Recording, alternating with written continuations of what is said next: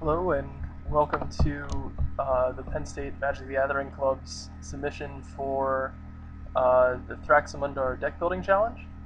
Um, I'm Chris. I will be walking you through our deck choices first of all, and then follow that up with a few games that are representative of what we feel is supposed to be going on with this deck building challenge.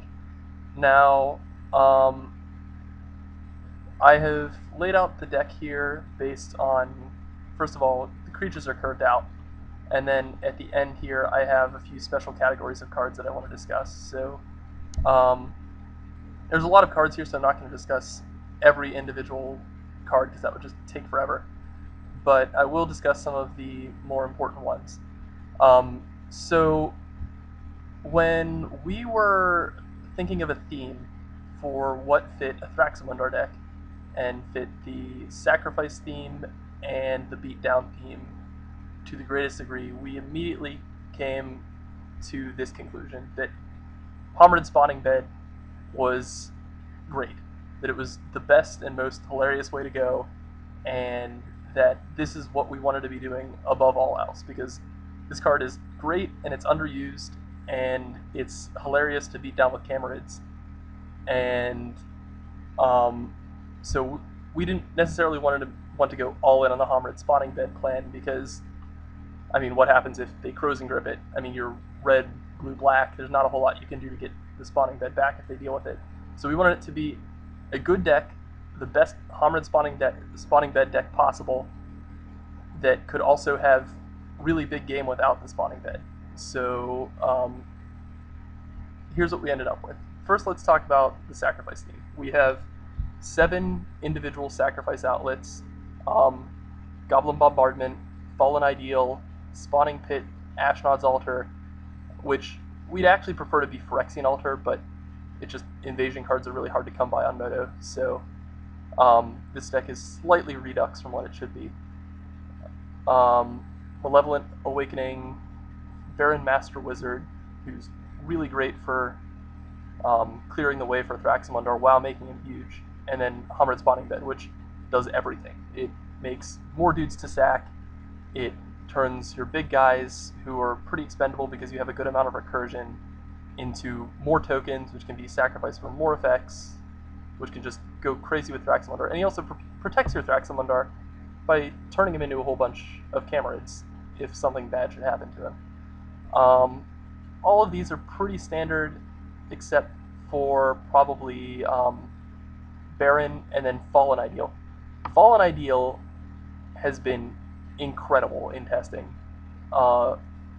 Basically, I mean, it just turns Thraximundar into just a killing machine.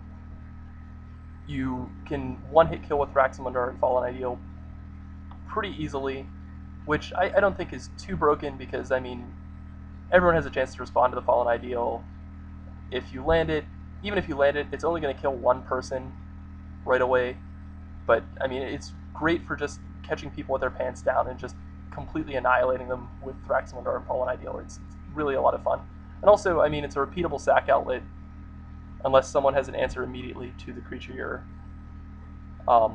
trying to enchant. So that's pretty good. The other theme we wanted to go with, which we felt fit the beatdown theme the most, was threaten type effects.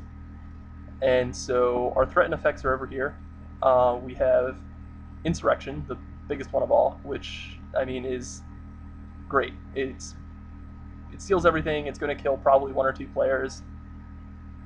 And it's Plague Wind if you have a sacrifice effect out. So just so good in so many ways. And then our other ones are Word of Seizing, which is one of your few answers to enchantment artifact type permanents in these colors. Slave of Bolas, Dominus of Fealty, Grab the Reins, which is always great. And then a few off-kilter ones. Chamber of Manipulation, which is great that it's repeatable, but it's a little vulnerable when you put it on a land. Reigns of Power, which has also done some pretty funny things in testing. And Helm of Possession, and Mark of Mutiny is in there as a placeholder, actually. Since Masks block isn't online, we would like for this card to be Overtaker, the mask card that spell shapes Ray of Command, but unfortunately, again, Masks isn't online, so there's not much we can do to mitigate that. And then just a small theme we wanted to add is just taking additional attack steps. There were originally more of these, but we only ended up with being able to run Savage Beating and Seize the Day, both of which, because with Thrax, each of these cards turns him into a one-hit kill engine, even if he's just a 6/6.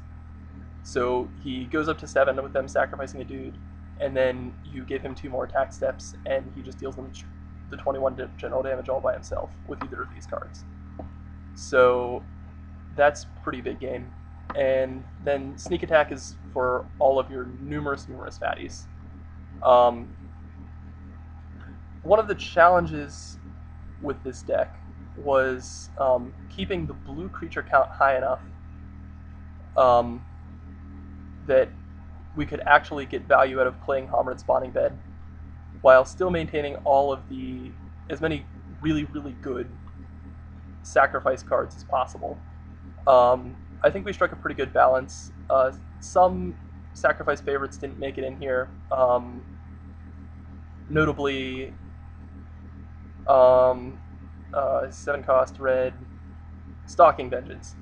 Stalking Vengeance did not make it in because we don't have as many tokens floating around, and like getting to deal like 6 damage off a big guy, he doesn't even trigger himself. Like, we all felt he was just a little underwhelming, so he didn't quite make the cut. Beyond that, we have a lot of quality blue creatures that love being sacrificed or have synergy with the deck. I mean, Kenrick Leviathan loves to be sacrificed, especially after being unearthed. Sphinx Ambassador fetches up more guys for you to sacrifice. Uyo copies all of your, turns all of your one-shot steely effects into like their own little insurrection. If you have enough mana, you can really just steal games out of nowhere. Cedrus gives your guys a second shot. Una makes tokens. Like, most of the cards, except for Consecrated Sphinx, who's just incredible, then really couldn't. In a deck where you want lots of big blue creatures, I can't imagine not running him. Most of the other cards have some level of synergy with the other sacrifice effects. I mean, like, Izzet Chronarch brings these guys back. We just have a lot of ways to play around with the big blue creature theme that also go with the Thraximundar sacrifice beatdown type theme. So, other cards, I guess, to discuss. We have Fleshbag Marauder, Barter in Blood, and Innocent Blood. Some of these cards are placeholder-ish. Like, Innocent Blood isn't exactly ideal, but we were looking for a few more proactive slots, and again, unfortunately, we lose out in mana, which I'll discuss here in a second, because we don't have access to Masks block. But yeah, all of these cards can make Thrax go pretty crazy, just making him really big, really quick, and then just beating down hard. Grave Pact and Butcher of Malakir are obvious inclusions. Deathbringer Thokdar was a last-minute inclusion. We thought he wouldn't really fit the theme well enough, but it turns out this deck has a lot of problems dealing with other token-based decks, which are pretty rampant on Moto, actually. And Deathbringer Thokdar answers that about as well as you can. I've been thinking of adding Massacre Worm, too, but he's always been underwhelming for me in testing, because if you don't play against a token deck, he tends to just come into play and then do nothing, which is not really good. Plus, he has no synergy with the other, like the big blue creature type theme. And I guess that leads us to mana. Stronghold Assassin, again, should be attrition, but since Urza's Destiny came out yesterday, it seemed like a pretty hard time to get an attrition that early without it getting it at a ridiculous price. So he's holding the fort pretty well. I guess the final thing to discuss is mana. We have 37 lands and 5 artifact mana producers: Soul Ring, Coalition Relic, Darksteel Ingot, Worn Power Stone, and Gilded Lotus. This deck wants a ton of mana all the time. You need mana to fuel your sacrifice effects, you need mana to play your fatties, you need mana, mana, mana, mana. You always need mana. So, the only card that's a little disappointing not to have is Black Market, which is absurd in this deck. Black Market makes all of the mana you could ever want all the time, forever, and then you just use it. I mean, provided it stays in play for any length of time, it's going to be producing 8 to 10 mana per turn very, very quickly in this deck. It would be sitting right here on the curve, which would be awesome, but unfortunately we just don't have access to it.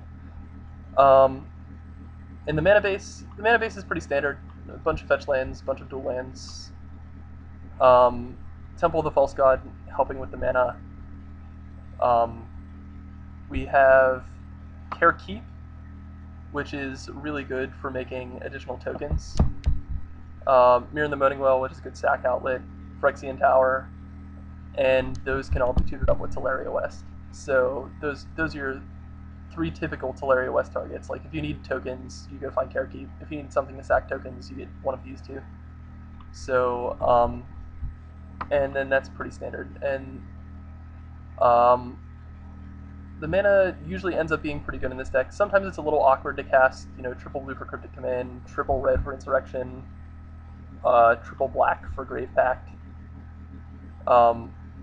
But generally I've not had too many problems, especially with the addition of Coalition Relic and Gilded Lotus. Some cards we were thinking about but didn't end up making the cut. Nim Death Metal and Draining Welk were both in initially, but they both proved just too mana hungry for what the deck wanted to do. There's just no point in time in which this deck wanted to leave up 6 mana all the time in order to get benefit of Draining Welk, even though it's pretty good with Splinter Twin or Nim Death Mantle, or just a lot of the recursive effects we have in this deck. Corpse Dance especially. Just being able to continually Corpse Dance that guy with the sack outlet in play is pretty good. But you just, when you were playing him normally as a 6-drop, he was just always disappointing, so he got the axe. Nim Death Mantle, again, ideally you want to be leaving up 4 on your opponent's turn, and that's just not a reasonable thing for this deck to be doing. Splinter Twin was supposed to be you put it on a big blue fatty and then continually sacrifice the Spawning Bed to get benefits, but that's just living a pipe dream. It's too fragile. You never really found an opportunity to put Splinter Twin on a creature where you could get good benefit out of it. Like, I mean, I even assembled Splinter Twin Draining Welk one game, and then 2 consecutive players just played a threat that I had to counter, and then someone else killed it.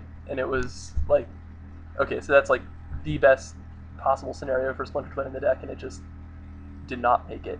So, there were a few other cards that got cut for certain reasons. Just curve considerations were tested and weren't as impressive as we thought they might be.